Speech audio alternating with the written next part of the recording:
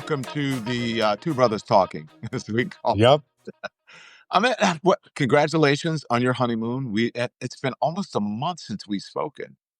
I know. I was out there just taking in this Italian sun. As you can see, I probably, I got tanned up over here. Got a little tan You going. needed a hat on, but that's okay. Yeah. I missed the hat memo. I got to get the on the Lemon Nation merch. But yeah, I was relaxing, and while I was gone, not much happened. A few things. I was gone for a couple weeks, but I'm back in action, and needless to say, we got a lot to catch up on.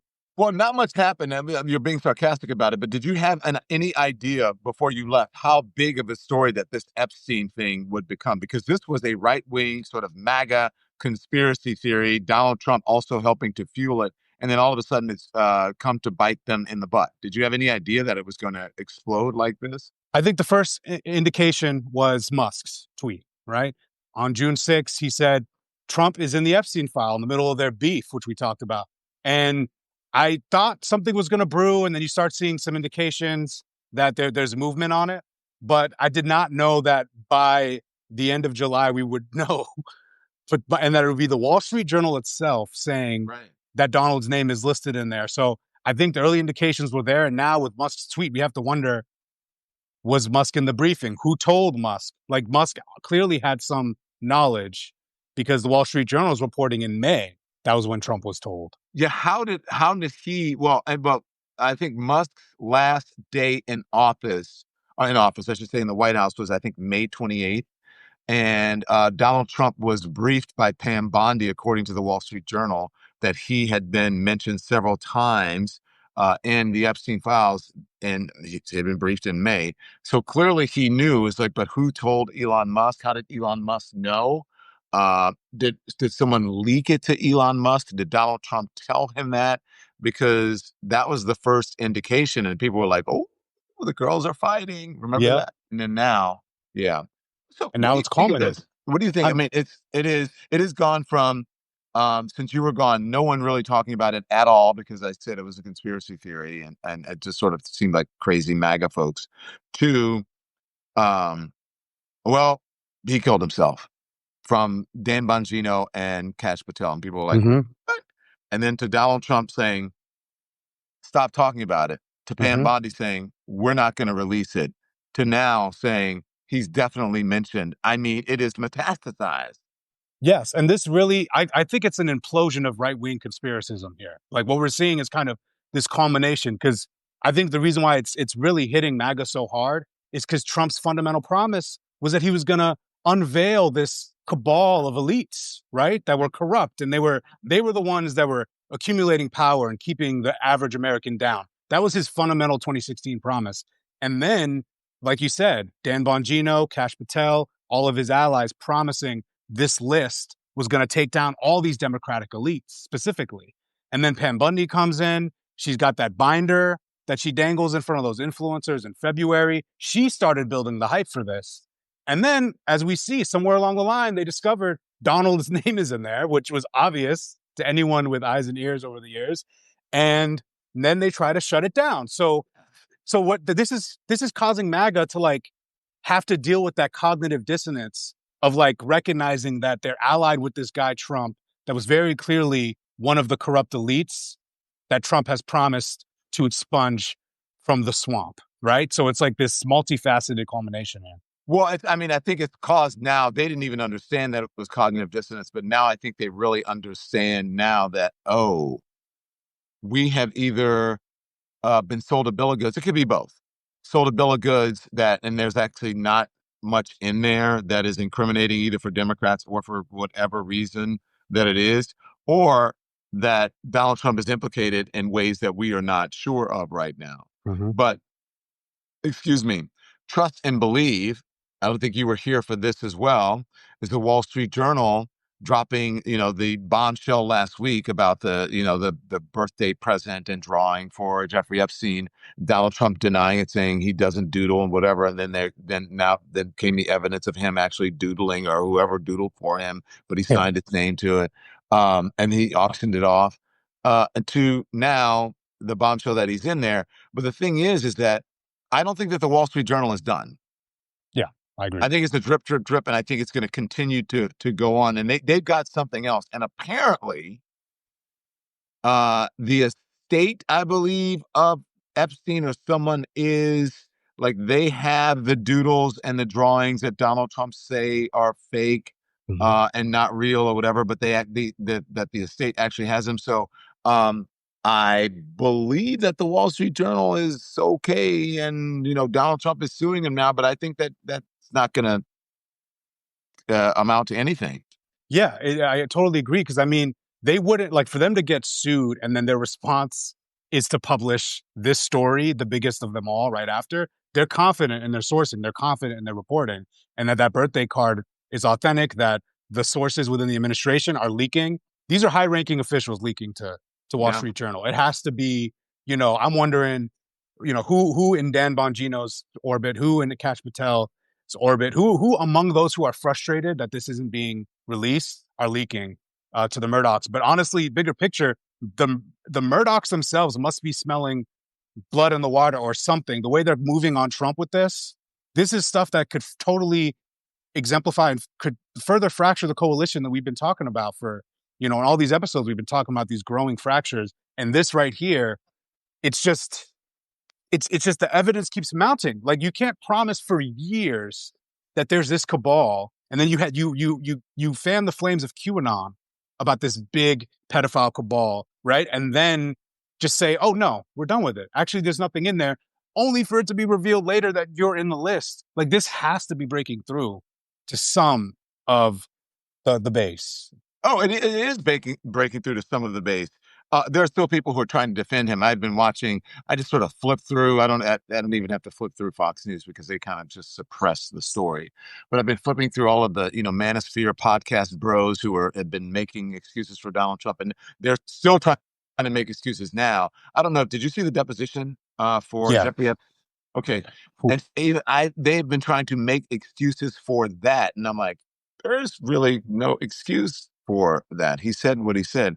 So, but I do think they've been trying to make excuses, but it's really hard for them to. And if you look at the Nick Fuentes of the world, Candace Owens, and even some of the other folks, they're not buying what Donald Trump is selling, and he's spinning over there at the White House. I mean, look, you've been around for a bit. You have spidey senses. What does your spidey sense say about this? I mean, it says, especially every time when we look back, you talk about me being around for a while. When we look back at 2019, for example, August 2019, where randomly Trump started acting erratic out of nowhere. Come to find out, that was a month after he had extorted Zelensky. We didn't know it was public yet. During the Mueller years, we would see randomly Trump would start acting unhinged. Suddenly a report comes out. Every time something damning that is incoming for Trump is coming, he behaves this way. He behaves in this erratic fashion. There's something in those files. If it was just his name being cited in some circumstantial evidence somewhere, or just like as a list of associates, it's just the way Trump is behaving. There has to be more damning information in there than what we've already seen, because the level at which he's going at Obama and trying to like just baseless stuff, having Tulsi Gabbard cook up this intel, this fake determination to try to go after Obama now. My senses are telling me that there's more to come, and that it's worse than a birthday card of him being creepy as hell. Like, that alone, man, like may every year be a wonderful secret. Bro, I have never wished a friend in my life happy birthday secret. and said, we share wonderful secrets, bro. Like, that's not normal. Well, in the not normal, not normal with a pedophile. All right, let's just say it at least. It doesn't look good when you're saying we have certain things in common and may every year be a wonderful secret if you're writing that to a pedophile and you sign your name in pubic hair. Like, that is very damning, and the fact that he's freaking out means that there's stuff even more damning than that coming. That's what my sense says. Support comes from ZBiotics. Now, I have to tell you about this game-changing product that I use before a night out with drinks. It's called Pre-Alcohol. ZBiotics Pre-Alcohol Probiotic Drink is the world's first genetically engineered probiotic. It was invented by PhD scientists. They invented it to tackle rough mornings after drinking. Here's how it works.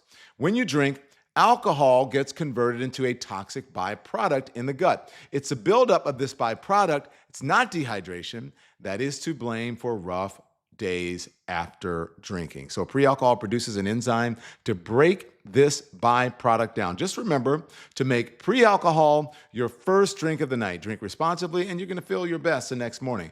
I first gave pre-alcohol a try at the start of the summer before, a few margaritas. I drank it before my first sip, and you wouldn't believe how on top of my game I felt the very next morning. So it worked. So summer is here right now, which means more opportunities to celebrate the warm weather. So don't forget your ZBiotics pre-alcohol. Go to zbiotics.com/lemondrops to learn more and get 15% off your first order when you use Lemon Drops at checkout. ZBiotics is backed with a 100% money-back guarantee. So if you're unsatisfied for any reason, they'll refund your money, no questions asked. Remember to head to zbiotics.com/lemondrops and use the code LEMONDROP.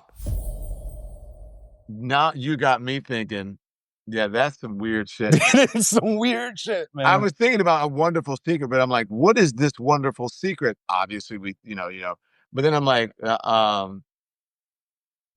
yeah. Yeah, what are they talking about? Like the only secrets I know of that Epstein had happened to involve underage women. And there's just, and I don't know for sure if Donald's engaged in any of this, but all I know is that it looks terrible and Trump knows it looks terrible. What do you guys in the comments think the wonderful secret is? Go tell us, let us know. What's the wonderful secret? What could it possibly be, this wonderful secret that Donald Trump has? Yeah, Don Lemon here with Ahmed Baba. Make sure you smash the screen, hit the hearts, and hit the thumbs up. It is important to the algorithm, and more people become aware of our conversation. So thank you for doing that for everyone who is tuned in. So Ahmed, and subscribe as well. And I mean, in the comments, if you guys think the wonderful secret is their favorite restaurant that they attend, you can speculate on that too. But I don't know if it is. Would that be a secret necessarily? I don't think that would necessarily be a secret. I'm just saying. And look, and you saw the video, I'm sure, of Jeffrey Epstein at Donald Trump's wedding, them together at an event after the wedding, and then them together at the Victoria's Secret fashion show. Mm-hmm. And I mean, a wedding invite. I don't even know like what else to say about this. It's like, if I was in a courtroom, I'd be like, I rest my case. Like, we can just end it here. I'm done. Closing arguments. Can we just move on, Judge? I'm just saying. Yeah. I mean, the circumstantial evidence is insane. He's been on the flight. We know for a fact he's on the flight logs at least 7 times. We know they had a close friendship of at least 15 years, ranging from the 90s, the early 2000s. We have him at his wedding with Marla Maples, and I just had a wedding. Let me tell you, those invites, you pick. You're selective, all right? you don't just bring everybody. You're trying to make sure you bring in the most important people, right? Yeah, for Epstein to be as close as he was with Trump, it's not a good look. And I just think the way, again, if Trump was like, oh, well, if Trump had been behaving differently, maybe I would say, okay, there's not a there. But the way he's just flailing, if there was nothing going on, you would just say, look, I can't release this. There's DOJ stuff. He wouldn't be making this a thing. But to try to now and create a justification to imprison Obama over this, he's tweaking. And I just think, he's tweaking out. He's freaking out. He thinks something. He's not enjoying this. And at first I thought it was okay. It's just a distraction from the storyline. The news cycle was bad.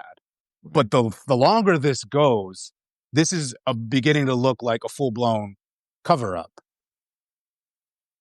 Do you think that there's enough there with this to have a major negative impact on his presidency or ability to serve? I think if this continues this way and we keep finding out more stuff, I do think so, because this goes to the core of MAGA. MAGA is the thing that's been protecting him, that base. And he built that base on conspiracy theories. and those false promises to take down elites. And if it's continuing to be shown that he is the elite he's been warning about to them, that damage is something you can't really come back from. I think he'll still be able to serve and limp along, but I think this just adds to the growing fractures in their coalition heading into the midterms. And again, I thought he was cooked before this, but like go after this, it's just so very clear how much they're flailing and how desperate he is. He's behaving like a cornered animal right now. Like I've never like the way he's behaving in the Oval Office. It was like days before the Mueller report dropped, like just absolute panic. So I'm just wondering what else is in the pipeline. What else is about to be revealed? Because the name being in the files it's alone, that's something you could explain away. If it was just like he's cited in an annotation about a flight or something, that's one thing. I'm just wondering what else is in there. Well, I think the thing that I think we all need to stress here is just release the files. And why won't you? And then look, this whole idea from Pam Bondi, well, she's not releasing the files because they don't want to give away, some sensitive information, whatever. That's called redaction. To just redact that information out of it. Like, what are you talking about? That's not a real excuse. And the other thing is, the grand jury testimony is not what people want. They want the actual files. And so, for her too, that's a head fake. Yeah. You know what I'm saying? Yeah, it's a head fake, and I'm just wondering what other ploys are gonna cook up. One of the things I'm watching was this, the Maxwell meeting today with the DOJ. Todd Blanche is friends with Maxwell's lawyer. Todd Blanche was Trump's former personal lawyer. What are they planning here? What are they doing? What is Maxwell going to try to say to get a shorter sentence? Is she going to try to say things that helps the Trump admin right now? Like, I really don't trust Todd Blanche or the DOJ in this meeting, so I want to see what comes out of that. And I'm going to be really speculative of anything that Maxwell says, because Trump is, Todd Blanche operating as Trump's personal lawyer at the same time. I really just am wondering what they're going to try to cook up, because they're very desperate right now. Well, you said the meeting today. You mean meeting with the attorney? Because I don't think the deposition is not until like August 11th or something like that. Yeah, I think the meeting is today, and then I think it's just the meeting, not the actual deposition with that they're trying to set up. But I think I'm just wondering what's being offered, what's being proposed. Is Maxwell seeking a shorter sentence in exchange for information? Is Maxwell gonna testify about, maybe she'll selectively testify and like talk about Democrats? I'm really just interested to see what comes out of that. But mainly, like, it's just like you said, there's no way to get around this. Release the files. That's the message. You see some Republicans doing it. The House committee, Democrats actually pushed for that subpoena. I'm sure you saw that as well, of the files. I think that this is and then Mike Johnson looking weird. I saw a podcast bros going at Mike Johnson, Theo Vaughn even quote tweeted Mike Johnson and was like, well, what's the deal with you, like, shutting the House down early over this, right? Like, everything they're doing makes them look guilty, man. Yeah. But the thing is that there is no denying there's no real excuse that you can come up with after the behavior that they, have portrayed over the last couple of years in the story. And then I should say more specifically over the past couple of weeks, from, just stop it and stop talking about it. I believe Donald Trump is, I shouldn't hate to say smart and Donald Trump in the same sentence, but he knows how much his base will accept and how much his base won't accept. And he understands that this, gift that had been handed to them, that had been handed to the Donald Trump conspiracy theorist wing of the MAGA party, and even just to Republicans in general looking to grift off of it, and especially the manosphere or the podcast sphere and all of those people out there who are caping for Donald Trump. I call them the Donald Trump dick riders. For all of those people, it is now all of a sudden it's their reality or fakeality or whatever it is. It has been penetrated and they've been exposed. right? Yeah. For whatever it is, whether he's in there or not, whether he's done something terrible or not, that it was all just built on a lie and that they were ginning up all these people. Here it is. Boom. And they're Yes. like, oh shit. Now they have to come out and say, well, why does a question like you were saying Theo Von? But Theo Von is, he's a whole different sort of thing. So I'm not, no hate to Theo Von. But for all of these people who have really been, in politics hard Yeah. and just really glazing Donald Trump, for them, it's like, well, we have to find a way to save face. We have to find a way to at least have some credibility. And so they've got to, I believe that they have to just go, okay, this stinks to high heaven. What the fuck is going on in order to save themselves? Exactly. And you're seeing the smart ones doing that, like Candace Owens, like we've been talking about for a while, has been doing that hard pivot. But you're right. I think it's a worldview shattering development for them, for MAGA. And it forces them to reckon with the fact that either they're being lied to. Well, actually, there's really no other option. They're being lied to. Like they slowly are going to get to that realization. And I think that's where this panic comes in, because in order to save face, I think Trump recognizes the damage is being done. The polling shows like between 30 and 40% of Republicans disapprove of Trump's handling of this. Like that's a huge percentage. And I think that's why he's desperately trying to give them another thing, because his equivalent, right? He knows the Epstein files were supposed to be this thing that takes down these elites for his base. So instead of doing that, he's like, well, look, I've got this other thing over here, this Obama scandal. This is the thing that'll take down the elites for you. This will fulfill your grievance. And then there's people who just aren't buying it. And I think Candace Owens, Charlie Kirk, like some of them, they were complaining. Then Charlie Kirk would pivot and try to defend. But I think the base itself is seeing through the BS. And it's just a matter of time to see how much more further his approval rating goes down and other measurable impacts. Well, I could guarantee you this, because I don't have a crystal ball, but I can guarantee you, obviously, this is not the end of it. And I think that the Wall Street Journal is not done. I think this is only just the beginning. And one more thing before I let you go. Now, are those your doodles behind you, or is that Donald Trump's doodles behind you? These were sent to me for my birthday by Donald Trump. These were birthday gifts. I have one for each year. No, so these are New Yorker doodles. They're Steinbergs. Yeah. So, they're, I got them from my mother-in-law. She used to work at the New Yorker, but yeah, this one kind of looks like Donald a little bit. I'm not gonna lie. But I'm in. I love speaking with you again. Two brothers talking. Thank you so much.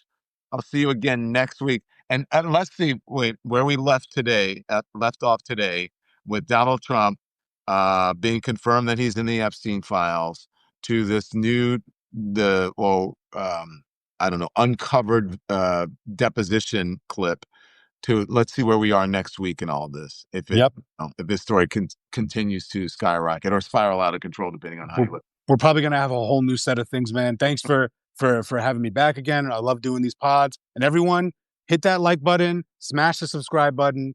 Y'all know the deal. We're independent journalists. And go hit up that I got to do this right after this. Hit up that Lemon Nation merch. Those hats are fresh as hell. So you got I got to get on my hat game. You got to get some Lemon Nation merch. Boom. Oh, that one. Okay, that's the one. That's the one. That's the one. Yeah, that's the favorite. That's the favorite. This color is great. It's good too, yeah. But this is the favorite. People love this hat. All righty. All right, brother. I'll see you soon. All right. See you next week.